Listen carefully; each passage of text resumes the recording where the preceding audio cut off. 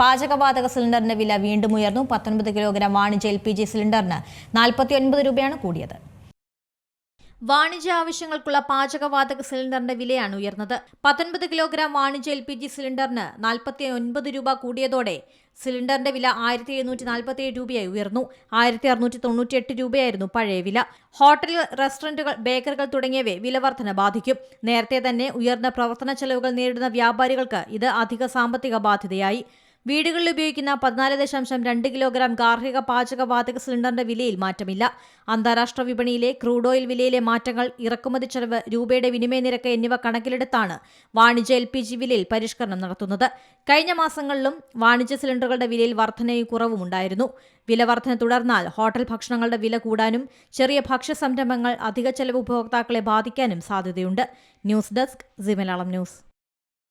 ഏറ്റവും പുതിയ വാർത്തകളും വിശേഷങ്ങളും വിരൽത്തുമ്പിലറിയാൻ സി മലയാളം ന്യൂസ് എല്ലാ ഡിജിറ്റൽ പ്ലാറ്റ്ഫോമുകളിലും ലഭ്യം.